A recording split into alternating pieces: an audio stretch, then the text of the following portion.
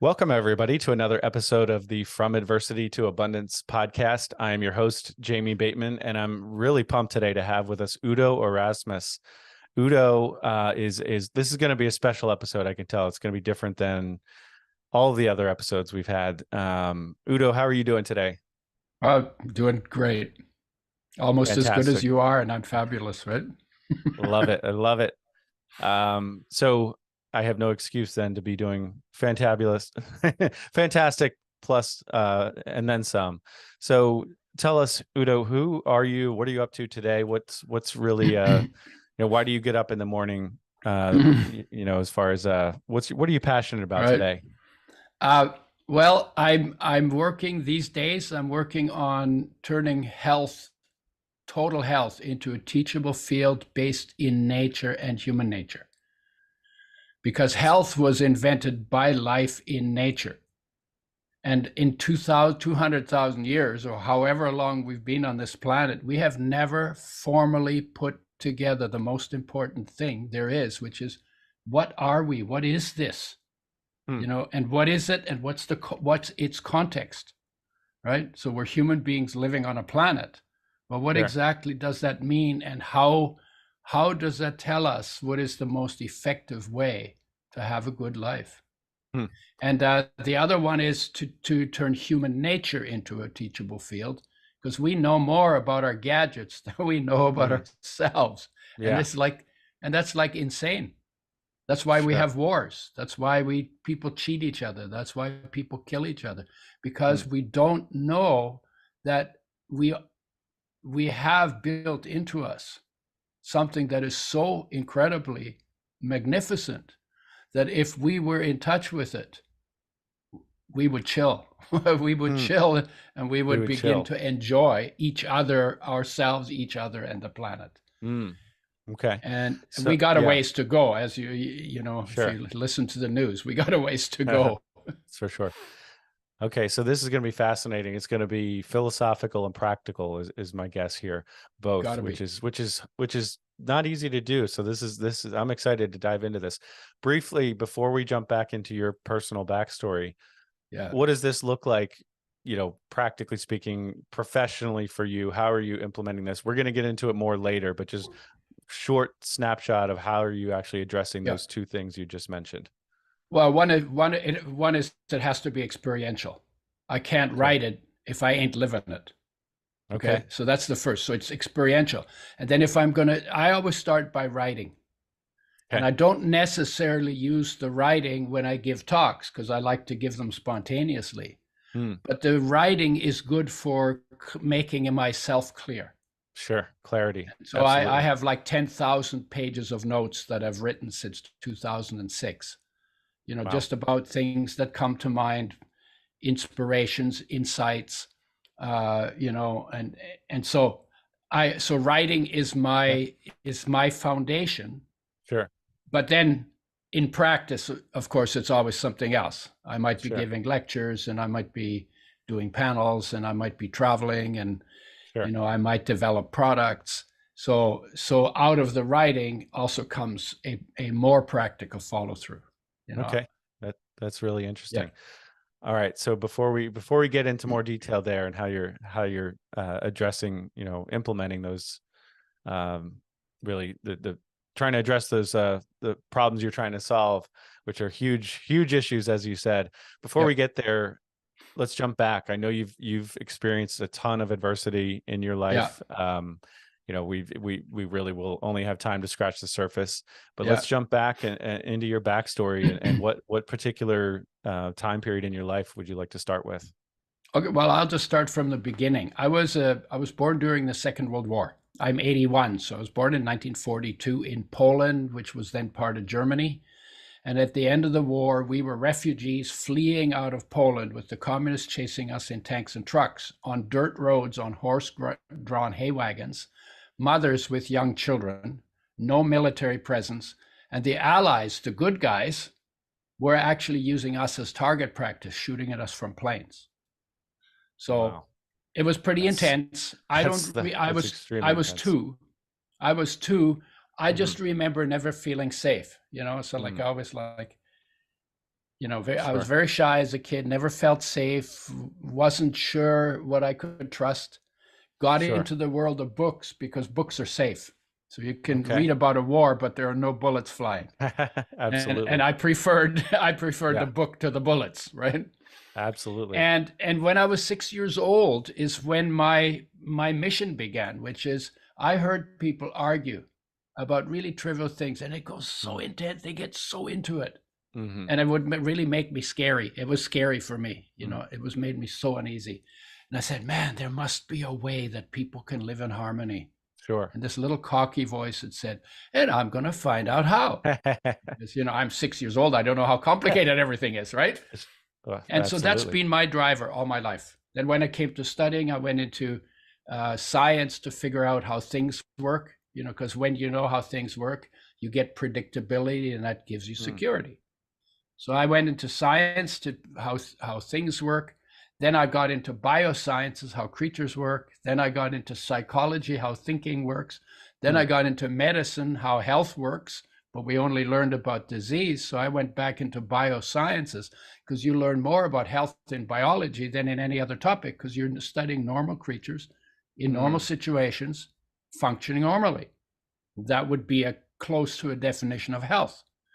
And then I got into biochemistry and genetics, Okay. and that's where I ended up. And then I left university because I was still looking for something else, and Mm. I wasn't sure what it was, and I wasn't finding it at university.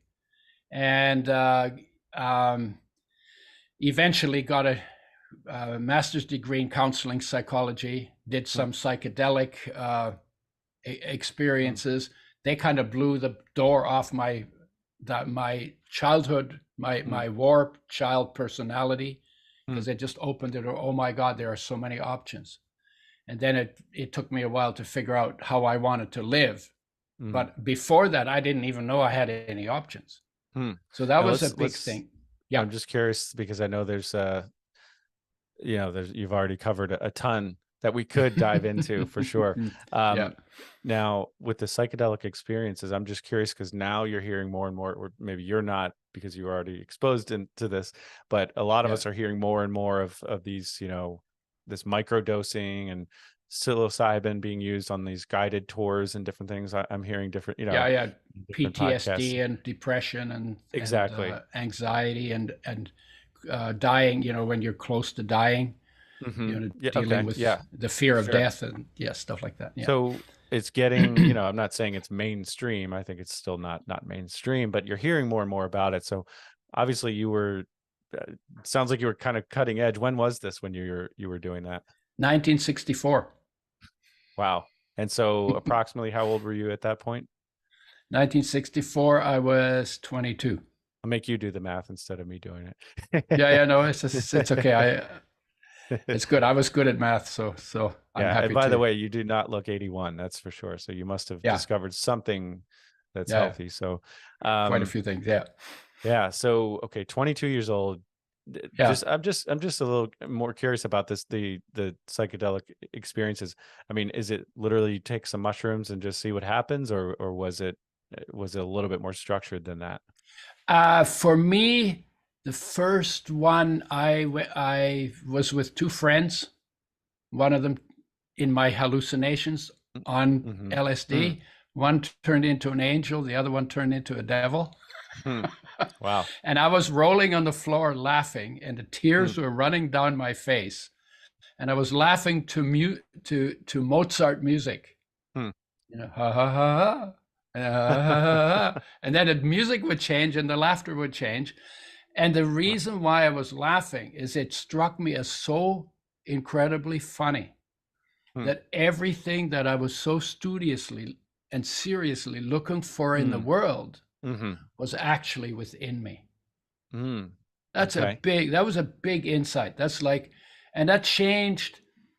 I kind of knew it because when I was a kid, I didn't feel well cared for, and I Mm. didn't feel like I had places to turn to on the Mm-hmm. outside. Mm-hmm. So when a kid doesn't have a place that has support, either they die or they find support inside. Mm.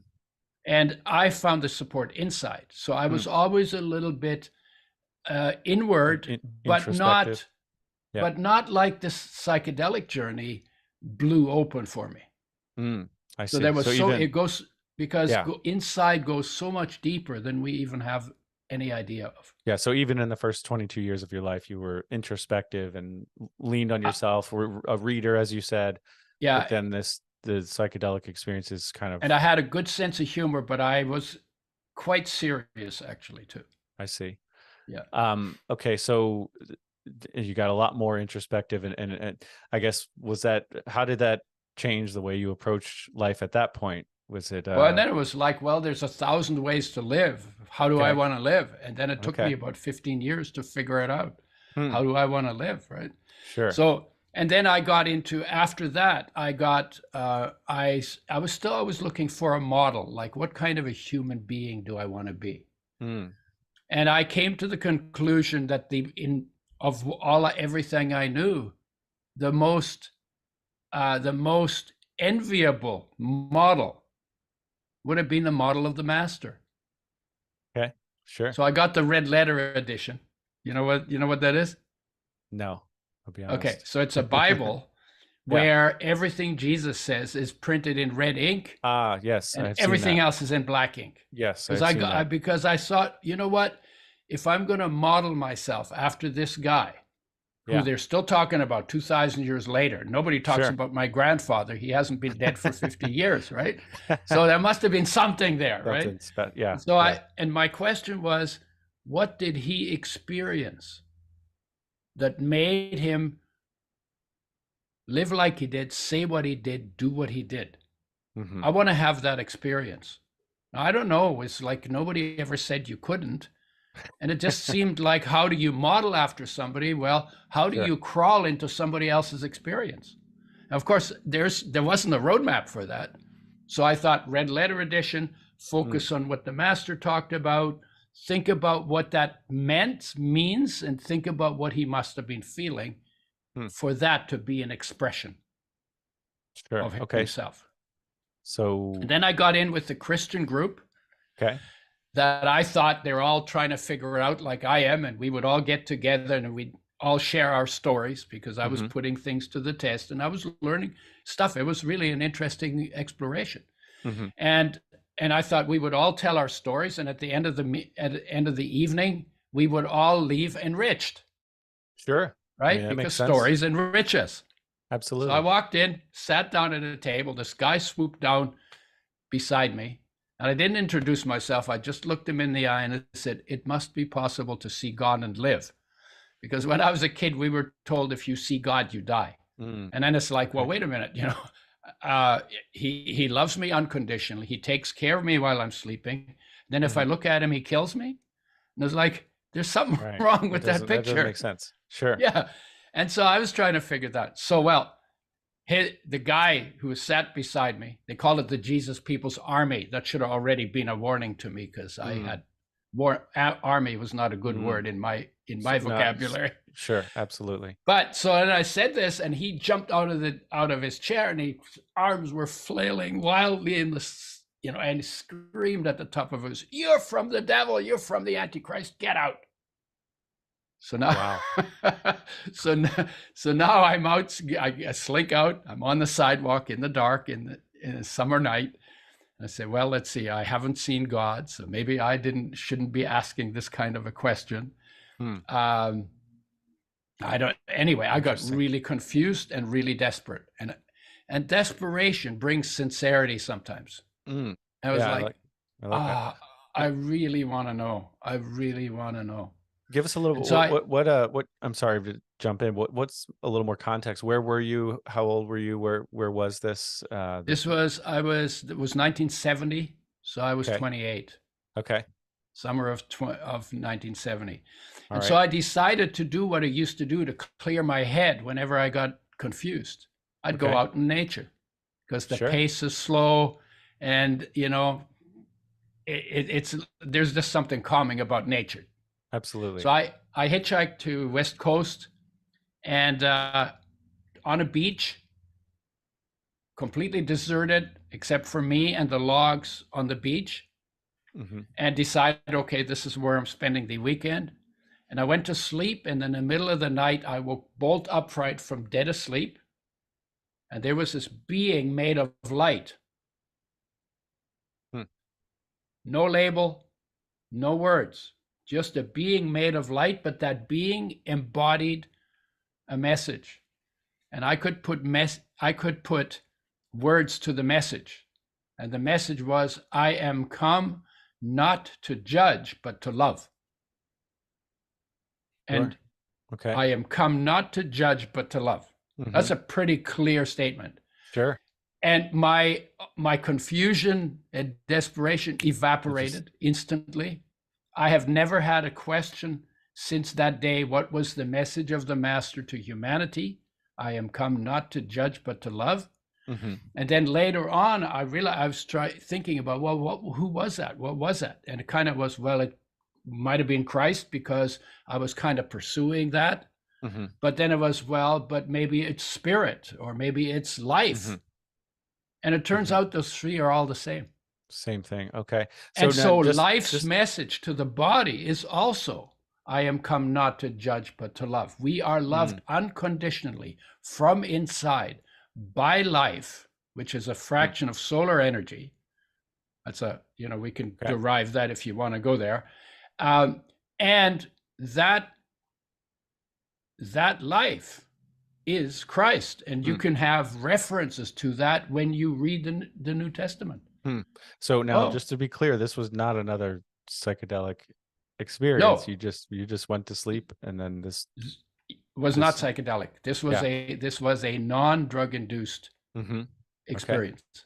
And it came out of, you know what, when you're desperate enough and sincere enough. Sure. Yeah.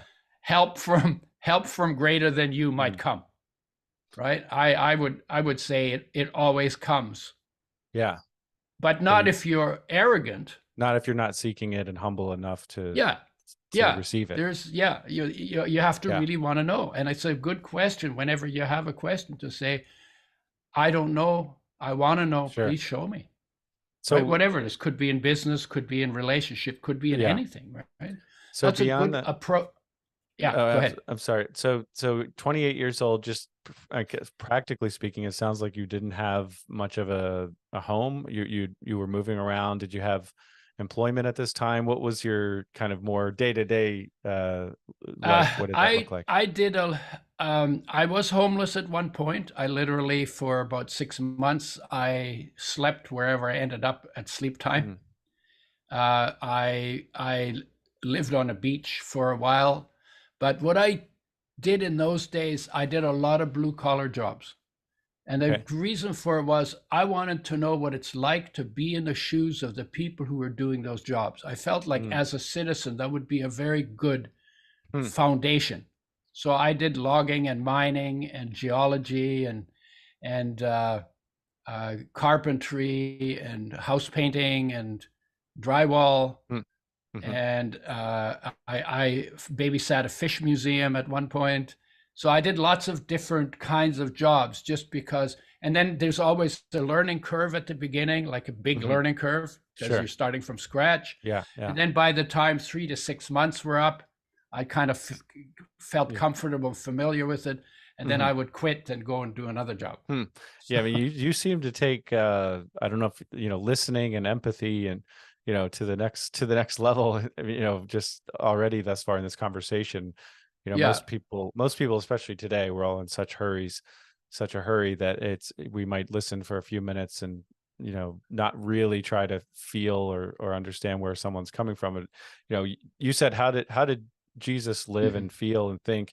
So it sounds like you devoted quite a bit of time to reading the New Testament and to understand that. And then how did these other blue collar people feel and live? So let me get a job and actually experience it. Right. But I didn't want somebody to interpret it for me. I wanted to have the experience. I wanted to think it through myself and come to my own conclusions. So gotcha.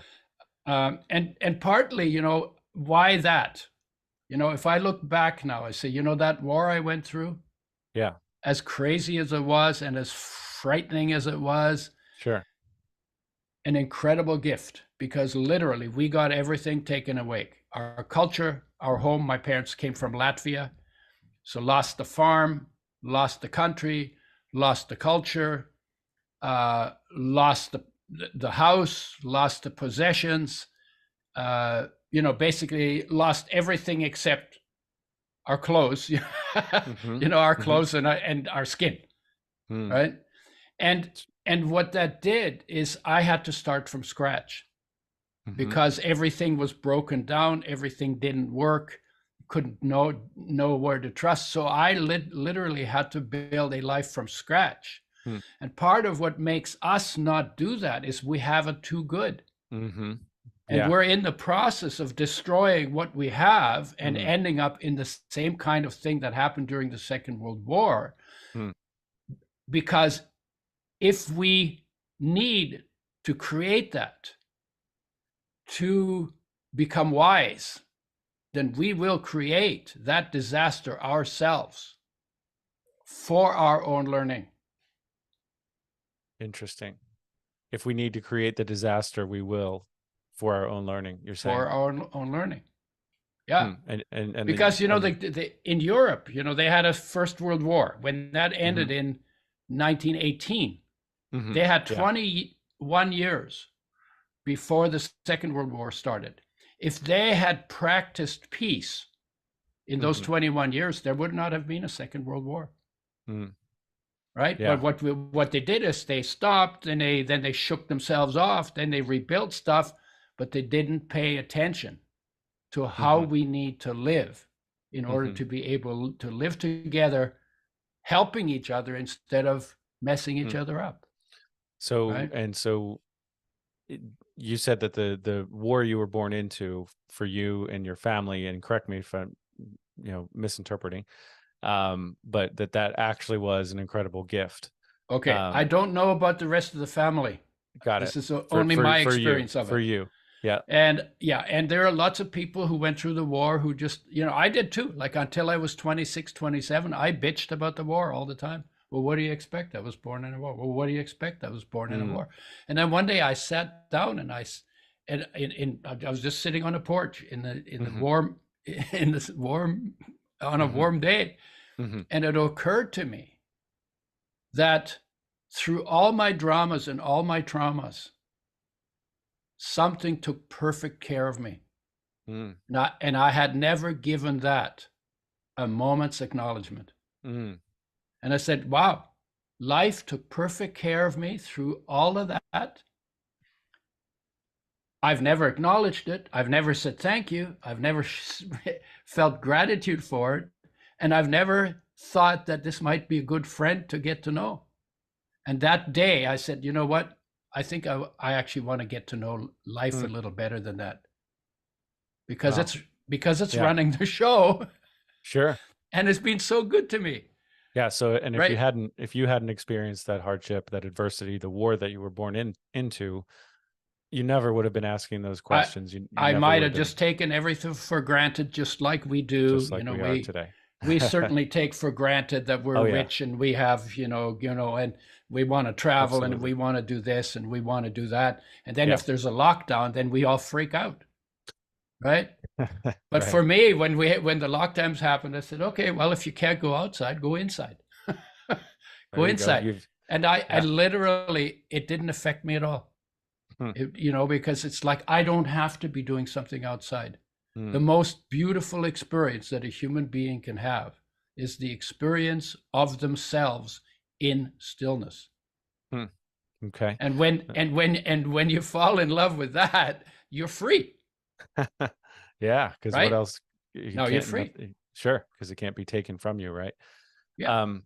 So we got to age 28, and then Yeah. now you're 81. Let's fast forward Yeah. it through a few decades here. I know Yeah. we're gonna gloss over a ton of things, Yeah. and Yeah. Well, we you know might have to do two of these. there you go. We'll have to bring you back, but Yeah. give us kind of if you want to call it Yeah. highlights, lowlights, walk us through from say 30 to 80 as I far as just the rest of your story.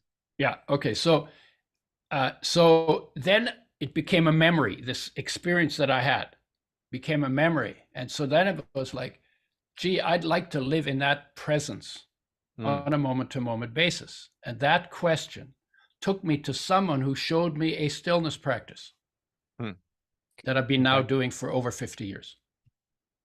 And Wow. fundamentally, this goes back to, seek first Mm, the kingdom, mm-hmm, which is within you, because it's mm, all in the book, right? mm-hmm. And then everything else will start working better. Okay. So then I did that, and then I got married, and we had 3 kids, Mm-hmm. and my marriage broke up, Okay. and I was really upset. And I had just begun to do this practice that leads to peace and unconditional love. So I Mm, wasn't as very good at it, and I was so upset. And sure. then and I took a job as a pesticide sprayer Okay. because I wanted to kill something, and pesticides kill things. In fact, Okay. that's the only reason we make them, to kill insects or animals or plants, weeds, stuff like Yeah, that. So sure. I did And it. that's actually why you took the job, is because you had That's this. why I took the job. I had the license from a gardening job I had done. Okay.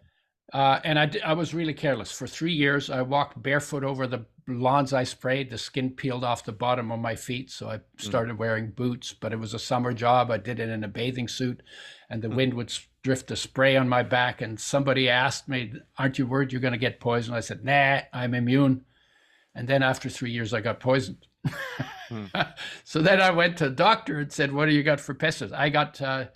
Um, I got cramps, nausea, dizziness, and my mm, energy, like at 38, mm-hmm, was down through the floor. I mm. literally walked through a walk around a city block. I would have to sit down and rest. And you think that was from the pesticides? It was absolutely from the pesticide poisoning. So I went to the doctor. "What do you have?" She said, "Nothing."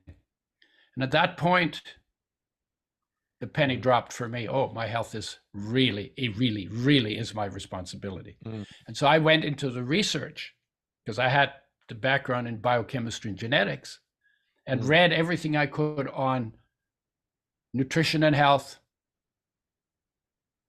nutrition and disease, because the idea is the body's made out of food and it's always turning over. mm-hmm, 98% of your body turns over every year. You don't even mm, notice. mm, And if something goes wrong with you physically, mm-hmm, then all you need to do is raise your standard of intake of your food mm-hmm, and your water and your air. mm-hmm. And in 1 year, you can have rebuilt your body 98% to a higher standard. That's Wow. called healing. That's why healing is possible, because it's always turning over. And so, It's and fascinating. then I Yeah. got stuck on oils because that was the most confusing area. So as Okay. one, I read a study, omega-6 is an essential nutrient, which Mm-hmm, means you can't make it, you have to have it, you got to get it mm-hmm. from outside. If you Yeah. don't get enough long enough, you die. But if you bring it back before you die, all the problems that come from not getting enough are reversed. Mm, So omega-6 is an essential nutrient. You have to have it. And the mm-hmm. very next study I read said omega-6 gives you cancer and kills you. And my And head exploded. yeah, It's not like, that cancer is funny, but absolutely, I mean, how can that be true? yeah, I have to have yeah, it for health and then it kills me. right, That's like same like that God story, right? right, Loves yeah, me yeah, unconditionally. I look at him, he kills me, right? right, And absolutely. that contradiction Mm-hmm. forced me to look deeper. And I began to realize that they're the most sensitive of our nutrients, that and Okay, omega-3. okay, They are damaged by light, oxygen, and heat. They need the most care. We mm, give them the least care. mm, And when the oils are made, even before we use them for frying, they're already maybe 1% damaged. And if you have a tablespoon of an oil that is 1% damaged, how many damaged molecules do you think would be in that tablespoon? It's a question for you, because there's a reason why I ask it. 1% of 1% what? of 1 tablespoon, one Yeah, I don't US know. tablespoon. A million. A million, okay? I So have the no idea. actual number, because molecules are very small, and I know Yeah, you don't have a basis for making the right, estimate, right? sure, And most of us don't. right. But in that 1 tablespoon, you don't have a million. That's a million is 6 zeros. You have 60 quintillion. That's a 6 followed by 19 zeros. So Wow. your estimate is Yeah. 13 zeros too short. That means 1,000 million billion trillion. So it's like 60 trillion times too low. And the reason I say that is if Mm-hmm. you were going to get in a plane to fly somewhere and Yeah. somebody who only tells the truth told you, oh, by the way, did you know that your chance of crashing and dying on this flight is 60 trillion times higher than you thought it was? Would you get on the airplane? Hmm. I Absolutely told not. him, I was in Ireland. I told him I'd canoe back to Canada. No, but I love this, and so I mean, because because yeah, because what we're doing is we're underestimating by huge numbers, mm, always a billion times or more. We're underestimating the damage we're doing to ourselves with these damaged oils hmm, before we even fry them. interesting. So So so yeah, more I mean, health problems come from damaged oils than any other part of nutrition. And then okay, there's pesticides in the oil, and then there's plastic in the oil from the yeah, containers, and then yeah, there's you fry them, and that you got to multiply the number by another 10 times. You add one more zero. Then you do that for 30 years. And you think right. those molecules, when they get in your body, are not going to interfere with what's supposed to be going on there? Yeah, that's You know, that's that's, crazy I have a thinking. bridge in Brooklyn I want to sell you, right? Right. Right. Absolutely. So, and then out of that came for me, oh my Yeah. God, I can't get healthy on oils made like this. We should Right. make them with health in mind. So I developed a method for making oils with health in mind. Okay. No, And I out of love that that you came don't. flax oil. Yeah. Okay. And then flax oil made me omega-6 deficient. I got dry eyes, skipped heartbeats, Mm, arthritis like pain in finger joints, and thin, papery skin.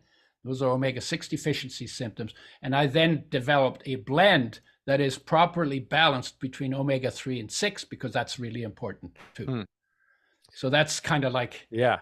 Yeah. No, it's I mean, most of us would just quit when they see a study that says, the two studies that essentially contradict each other. They just say, well, a lot of us will just stop digging at that point and say, forget it. I right. can't trust anything. Okay, Um, but again, why did I keep digging? Because I needed an answer, because I had a problem. And yeah. I couldn't just put up with some ballpark Yeah. guess. No, I love it. So I And needed that. one of And it the was themes of that our, again, it was like needing to find out how to get myself healthy that yeah, made yeah, me have to look for what is right. actually true. Yeah. It wasn't just for your, to scratch an itch that was just out of, intellectual curiosity. This was very Right. real for you. I mean, and very Exactly. personal Yeah. about your own health and your own life, the rest of your life. And so that makes a lot of sense. But and I just love the fact that, because this is a constant theme on our show, is just taking Mhm. ownership of your situation. And you've alluded to this Yeah. multiple times, and you said Yeah. your health is your own responsibility. Yeah. um so that's just consistent with it's a very different story, but consistent with a consistent Mhm. theme among our guests that we Yeah. have on the show. The other Go thing ahead. to add to that, as Yeah. a Yeah. general point, is that our worst disasters have the potential, every one of them, to become our greatest breakthroughs. Every one of them. If we acknowledge, accept, examine, and learn I love from them. that. Yeah. Okay. So that's really good. So, and that's hard to know in the moment when you're experiencing the Oh, disaster. no, wait, I was not thinking that during the war, and I was Yeah, not thinking that absolutely. while I was poisoned by pesticides. My hands were sweating. I had Sure. cancer to look forward to. So it was like, but I, I stayed with the experience Hmm. and then said, okay, well, what do I do? They can't help me, so I'm on my own. What do I need to take responsibility for?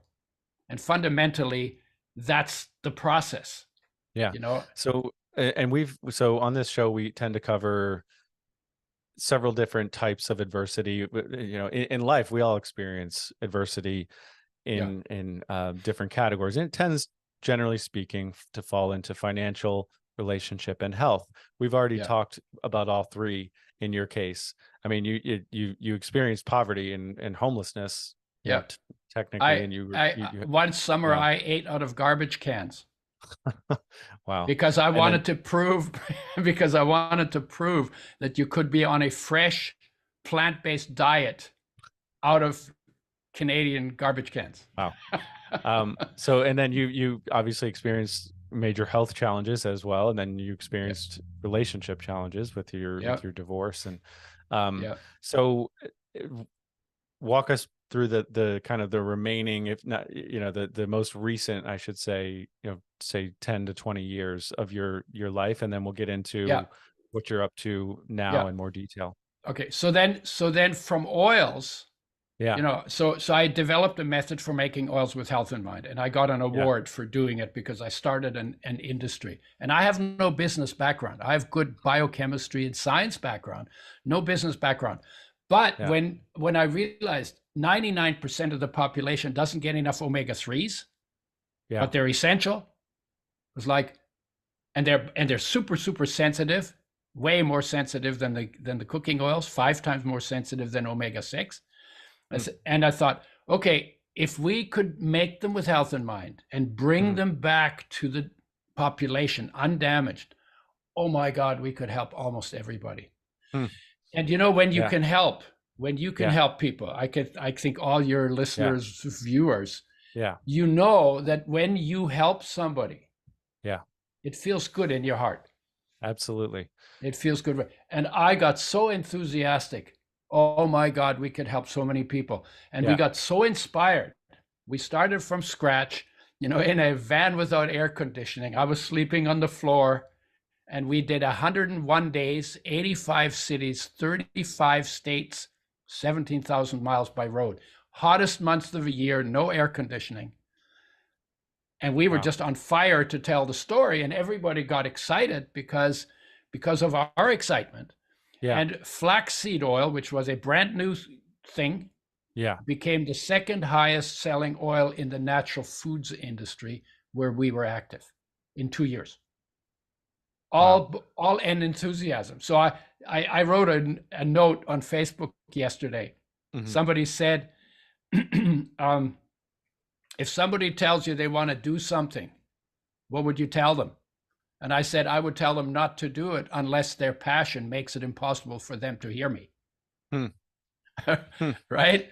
Because Yeah. passion is what gets things done. It's not Sure. what gets paid for gets done. Passion is what gets things done. Yeah, I was let's broke. actually let's talk about that for a minute, because Yeah. we bring that up on the show quite a bit, actually. Yeah. And again, this show is for entrepreneurs or people who are interested in small business and entrepreneurship, and I love the fact that you weren't focused on serving yourself. Really, you were focused on helping and serving others.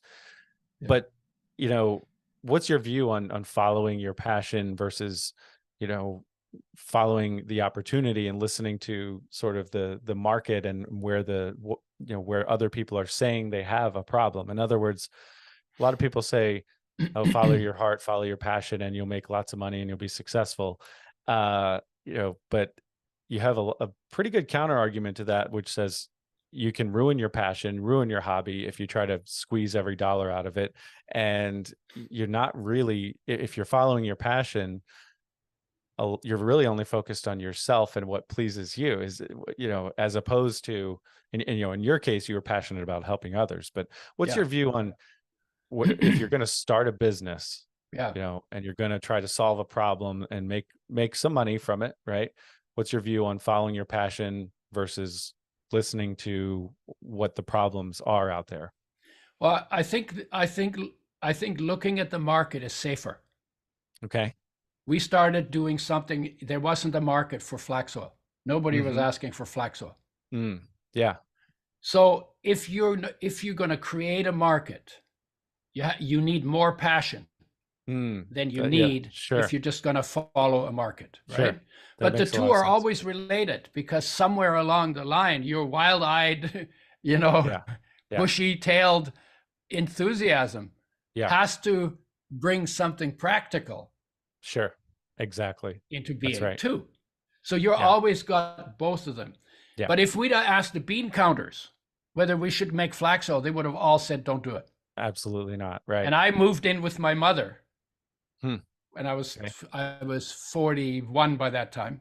Okay. I moved in with my mother to write the book that took me Mm. 6 years, a book on fats. It's now called Fats That Heal, Fats That Kill. It's pretty much Okay. the tome on fats. And basically because I wanted to pursue it, and I got room and board, and I was able to help her. She had a stroke at one point, and Mm. so I was able to help her because I was living there. But you basically, if the passion is strong enough, you'll find the situation that allows you to see it through. But the passion has to be real. It can't just be, oh wow. Sure. No, Oh that's wow. Or some people say, oh wow, I'm really inspired. No, it has to be wild-eyed and bushy-tailed. Love that. Right? Yeah. And Awesome. it has to fit you. Sure. You know, like that fit me perfectly because I had the background, I had the interest, and I liked that kind of, Sure. So your passion has to fit your personality as well. Yeah. And your experience and your talents. Sure. Right. That's a great point, because we're all created differently. So that's, you do have to play to your strengths and how you're wired, if you will. For sure. Yeah. So, okay. Now so you went on this, when you were doing this tour, and I think you said 35 states, what were you actually doing on this tour? We're telling everybody who could listen or who was willing to listen about flax oil and omega-3s, and the was benefits this with from making a megaphone? oils. I mean, how were you telling it? Going to health food stores, or what was we had, we everything. We had somebody who helped us with the logistics, and we had as few as 2 people and as many as 1,500 on that tour. But we literally talked to everybody. Gotcha. So it was like, when we had 2 people, we went for coffee in a restaurant, and we did it over coffee. So you're just getting that swell of, you're spreading the passion and getting kind of that enthusiasm to build. And the story was good, but what carried it was the enthusiasm, and everybody wanted to work with us. And so then we had, so for instance, everybody wanted to carry the oil, the distributors. Can we carry your oil? So I'd have an interview with them. The first interview was, do you have refrigeration in your storage facility? Yeah. Because the oil is best refrigerated. Gotcha. Oils are very sensitive, so refrigeration is important. So we set that standard. Do you have it? If he said yes, I would pass him over to the driver who was doing the deals and see if they could make a deal. If they said no, my second question was, are you willing to bring it in? And if they said yes, I'd say, well, call us when you have it. When you have refrigeration. When you've brought refrigeration in. Right. Understood. Yeah. And if they said no, I said, this is a good time to end the interview. We would not do business with people who would not take care of our precious oil. Yeah. No, that's great. So we had set standards. Yeah, absolutely. And we still hold to those standards. This was like 1988 was the big tour through the US. Wow. Yeah. And we still hold those standards. That's great. It reminds me, I went through a little craft beer phase for a bit there, and a lot of the high-end brewers, they will not distribute, or if they do, it's very localized, because they don't want their product sitting there for 6 months. This IPA sitting there on the shelf of some liquor store for 6 months, and then somebody gets the product and it's terrible. Just keeping the control of the actual product, because because they have such high standards, and they'd rather sell a lot fewer cans of beer than ruin the actual product. So that's oils great. are like that. They're even more sensitive to damage.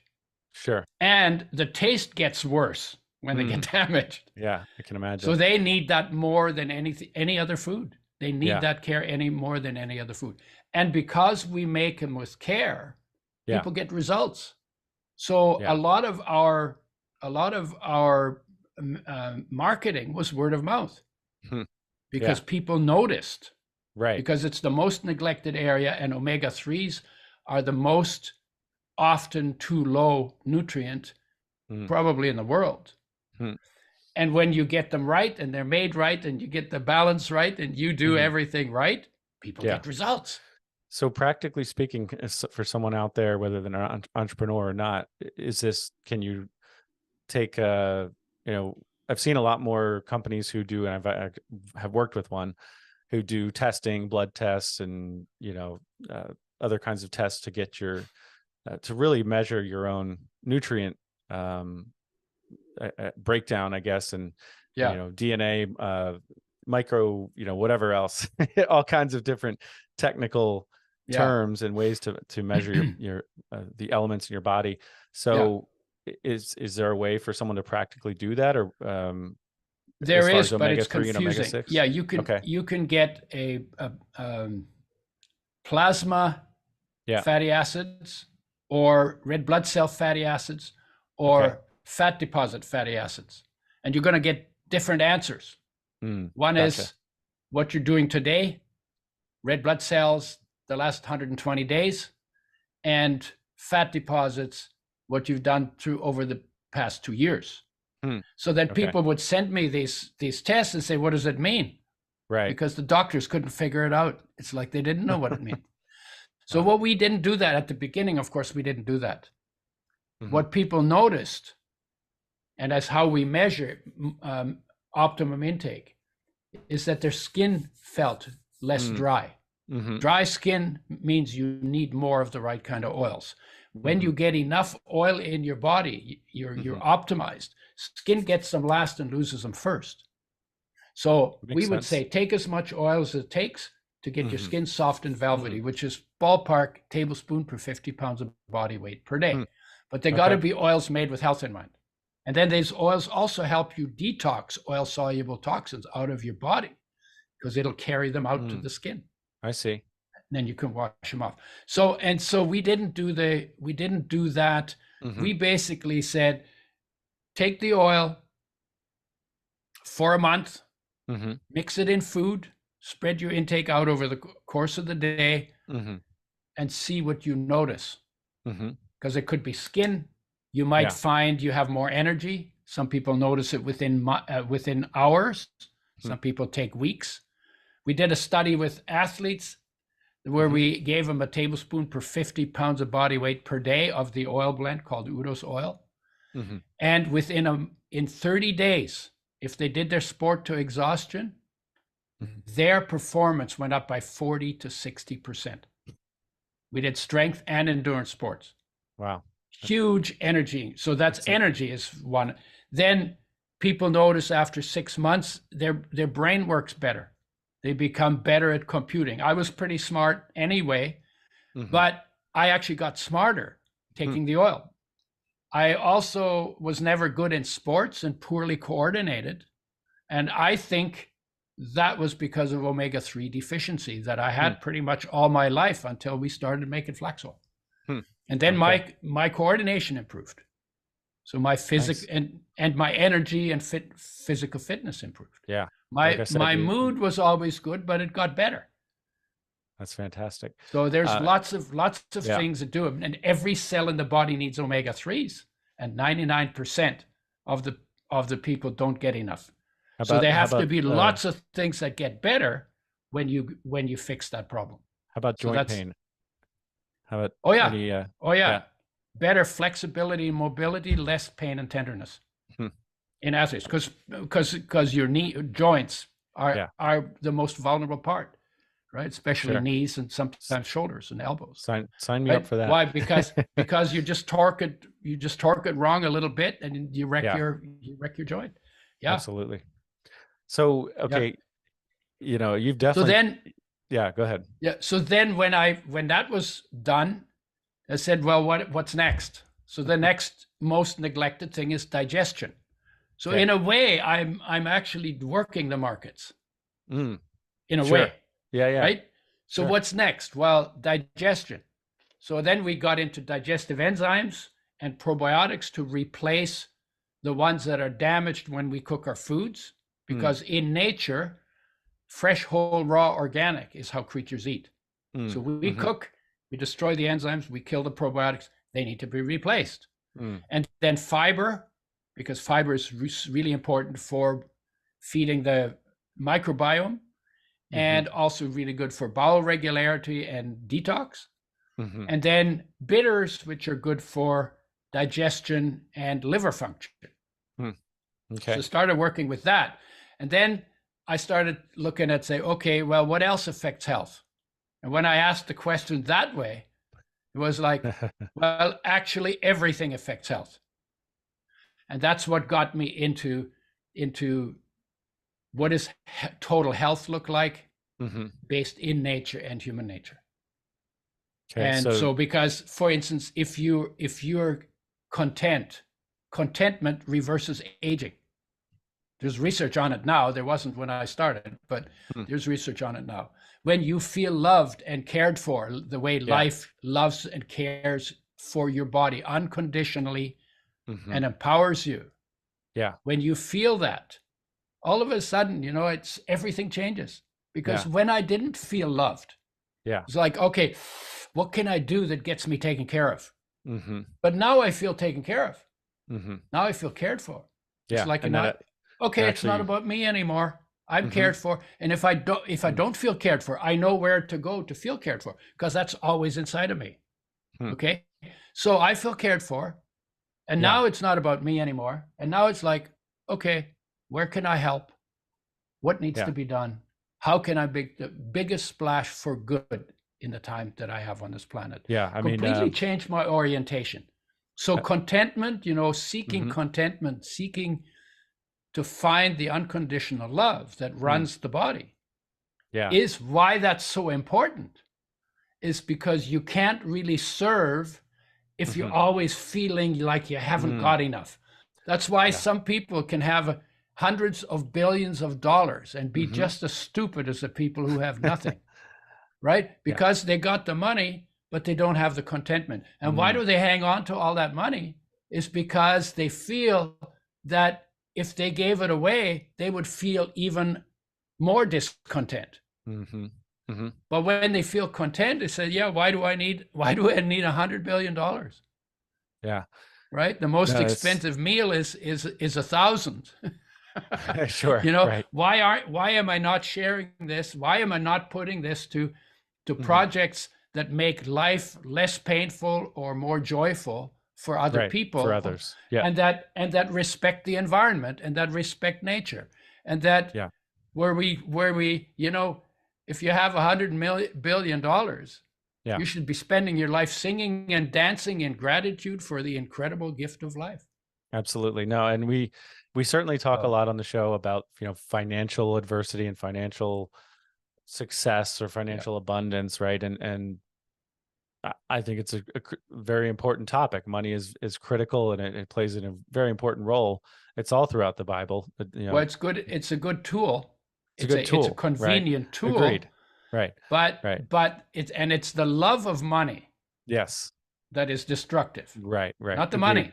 So money's a tool. In good hands, it does good things, and in destructive hands, it does destructive things. But it's really spending. We've just spent $9 billion in Canada on Ukraine war, and we have spent $0 to promote peace at home. Yeah. And do you think peace is just going to drift down on us without any effort on our part? We have to plan for war and make all the gadgets and the gadgets and all of the, so we put an enormous amount of money into war, right, defense or aggression. The two sometimes are used interchangeably, right? And we're not putting any money into, where's the peace department in the United States or Canada or Germany or UK? Where's the peace department that says, how do we help people discover the peace that is within them, that allows them to settle down and be good citizens? No, and I absolutely agree with, just going inward. And the stories have been different with our previous guests, but a common theme has been that you need to go inward and work on yourself. I don't know that anyone has talked in such depth as you have, as far and gone in such depth as personally, as far as going inward, maybe they have, but um, there's a similar theme among other guests where we need to go inward to address, our own issues and kind of deal Mhm. with things inwardly, Yeah. and then it becomes not about us anymore, and it absolutely is Yeah. liberating. But Um, but but the other reason, there's a other thing, is your business is an mhm, extension of you. mm, And yeah, in the places where you're well developed in yourself, that's yeah, going to show up in your business. that's And really in the good. places where you are problematic, Mm, that's going to show up in your business too. hmm. So it's not, So yeah. So for so the doing the entrepreneur, homework and yeah, becoming whole yeah, will create a business mm, that can run properly. So that's absolutely, that's great. homework. So Yeah, to run a really good business, you have to do homework.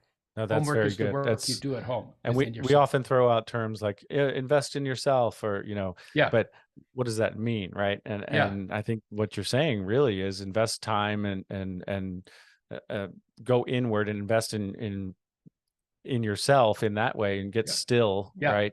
yeah. And that See will how only deep, benefit your business, yes, right? see how deep you can go, see how Hmm. long you can stay there, Hmm. see what you discover about Mm, the magnificence of being a human being, mm, right? that's really Because there's good. peace, there's love, there's inspiration. They're all built in. Yeah. So, because And I can tell you, when you're just like on fire right? with life for life, Mm. pretty much anything you want to do, you You become can good do. at. That's great. Yeah, because I can tell you from and I know a lot of other entrepreneurs will vouch for this. It's just so easy to focus on the next fire to put out with your business, and I've got several Yeah, entities myself, and there's always some problem, right? And so yeah, it's seems more practical and more beneficial for my business to focus on those business problems right. as opposed to focus on myself. Okay, but it takes 1 second. You Hmm. have a problem Yeah. to ask yourself, what would it look like if there wasn't this problem? And then just to put that in place.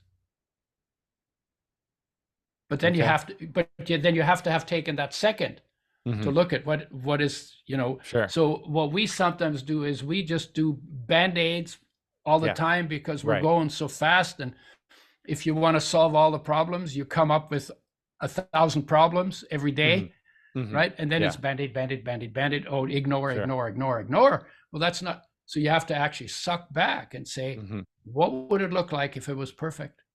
Hmm. And then build that. So talk So that's now from vision rather than from, uh from that's from it's carrot rather than stick, yeah, right, right? right. It's less reactive. So I do And have and some chasing carrots is always more fun yes. than running That's from true. sticks. Absolutely. So I do have some rapid fire questions, but very Mhm. briefly before we get there, um, talk to the entrepreneur a little bit more, as far as, say, the listener has a small business, and they're maybe they've got a few different small businesses they're running around, and they've Yeah, got a family, and say a spouse and two kids, and they can't find enough time in the day to keep their businesses profitable, or they're trying to start a new venture, and their health is just going to have to wait for 5 to 10 years, or so. Maybe they're suffering a little bit physically, maybe even mentally. Mental health is definitely on the rise in our country, and I don't think well, I'll say in the world, and I don't think that's just a matter of doctors are now diagnosing it more. I think it's absolutely on the rise. Talk to, I know that I just covered a lot of ground there, but talk to the entrepreneur in a practical way. Besides buying, putting in an order for your book and your supplements, what's the first step to kind of get a hold on their things, and to on their life, I should say, and to okay. get healthy? Okay, well, the first thing you need to know is that when you're physically ill, perfect health still exists within you. Life is perfect health, and life will rebuild your body as long as you provide it with the building blocks. So what you eat, what you drink, how you breathe is important, Mm-hmm. because if you don't cooperate with life to give life the building blocks it needs to rebuild your body better, Mm-hmm. then life can't do its job. Mm. But you have perfect health within you. The Mm. template for perfect health exists within you, no matter how sick you are. Mm. Love So that. that's for the physical. For the Yeah. mental, Yeah. when you're mentally ill, it's Yeah. because your focus is in your thinking. But everywhere except the cortex of your brain, there are no thoughts. There are no thoughts in your kneecap, no thoughts in your bum, no thoughts in your heart, no thoughts in your lungs, Mm-hmm. right? So when Sure. you're mentally ill, Yeah. the cure for mental illness is to focus where there are no thoughts, Mm. Okay. because that exists. So mental illness and mental health live Yeah. side by side within you, and the mental health part of you is way bigger than the mental Mm. illness part. Mm. But if you're 100% of the time in your Right. I'm not good enough, oh my God, Yeah. what if the roof falls down, oh Right. my God, what if, Right. Right. Absolutely. right? So if you spend 100% of your time there, you're going to be Right. very anxious. Sure. At the Absolutely. same time, perfect peace lives within you, perfect Mm. love lives within you, Mm. inspiration lives within you, Mm-hmm. wisdom is within you, calmness is within you, Mm. kindness is within you. Yeah. So It's great. learn to shift your focus. First of all, know that it's there, and then learn to shift the focus, because then you can say, okay, today I want to be anxious for 3 minutes, but Mm. only 3 minutes. And then Mm-hmm. you shift your focus back into Yeah. So not being pretend anxious. problems don't exist. I mean, they do, right? And acknowledge that the risk is real and problems are real, and Yeah, or bad things can happen, as you very well know, Udo. yeah, But don't spend all your time focused on that. And that goes back to right. when you know, I'm recalling when you talked about when you initially really got into studying medicine. Yeah, You said that essentially the system is focused on on studying disease rather than problems and health. disease. Yeah, Exactly. So that's that's why I left. yeah. Yeah, and I Um, talked to the dean. I said, what is health? He said, we don't know. We're working on it. And so I'm never going. And then I realized in biology, you're actually closer to studying health. right. Right? And that's why I went back into biology. So I have a really good background if you want to be into healing, into Mm-hmm. physical healing. Mm-hmm. Really good background is biological sciences. Mm. It's not everything, because we call it life science, but actually we don't study life in biology. We study form and function. We never Mm. got to life. So we don't study life in biology. You study life by going inside and getting in touch with the life within you. Mm. That's where you study So biology, real we're biology. gonna we're gonna get to these rapid fire questions Yeah, here, and yeah. but one last question before we do that. If you had to kind of recap, the show is from adversity to abundance, and I don't pretend that you started with adversity and now you're in 100% abundance without any challenges in your own personal life, but you definitely started your life in some serious In a adversity. hole, yeah. Yeah, absolutely. And we've talked about financial, relationship, and health Yeah. challenges that you've had. If you had to look back kind of over your 81 years thus far, adversity to abundance, Mhm. how would you encapsulate that? Awesome ride. Awesome What an ride. awesome Awesome. ride. Because you Yeah. don't know when you're in it. Yes. Sometimes you Yes. don't know when you're in it. Right. But then if you do like a deeper practice, you realize that in the midst of your disaster, you are still unconditionally loved by life. Mm. Now, if you could remember that, if I'd have known that during the war, I probably would have not been as shy and Sure. as worried and as afraid, Yeah. right? And distrustful. But I didn't know it at the time. But Mm-hmm. if you're a little older and you've heard this, Yeah. cultivate not staying in the perfect place Mm-hmm. in the midst of everything changing. And half of the things you call disasters are just things that don't agree with your expectations. Mm. Those are not disasters. You need to change your expectations, because in Mm, the world of change, everything changes, and you don't have the control over in what direction everything changes. So mhm. don't Don't even try. try that. But Sure. bring maybe bring something that's cool. Bring something cool. Bring something that's inspired. Bring something that's loving. Bring something that's in peace into that situation. Yeah. So, and again, I keep saying that the last question to before these rapid fire questions, but Yeah, yeah. do you, I just find this fascinating. How do you view Christianity? You said that it sounds like you still think Jesus is life in some way, but how do you view maybe the Bible and Christianity at this point? Okay, I'm going to give you a different answer. Okay. If you trace it through like the solar energy, the through the through 93 million miles of space, filtered through atmosphere, filtered through green plants, that solar fraction becomes your life when you eat the plant, and the solar energy is released in your body. And Okay. that energy is also the Christ energy. What that means is every human being on this planet, Hmm. and actually you could add the animals and the plants too, is conceived Hmm. immaculately Hmm. as a Christ child, Okay. and then in our mother's body, where I call it the Buddha tank, just because it sounds interesting, right? Mhm.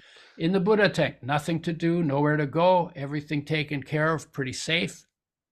So your focus in the womb, where is it?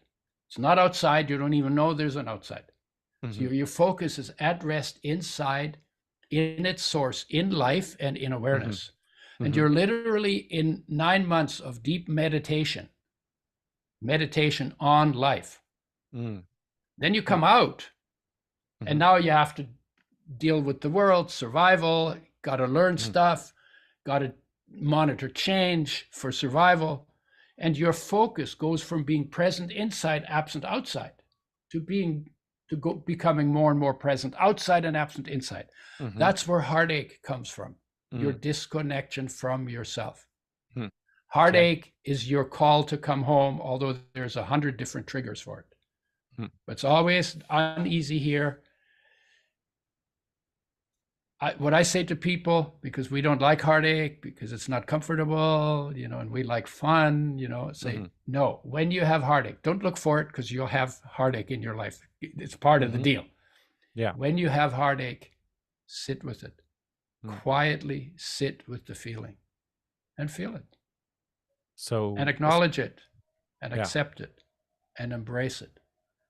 And maybe you could even be grateful, because that's the second greatest gift you've been given, other than life, Mm, because that's your call home, and that's your mm, starting point. And about a hair's breadth, less than a hair's breadth, deeper than your heartache, is your reconnection to your your life, your mm, Christ, your solar energy, mm, your individual essential self.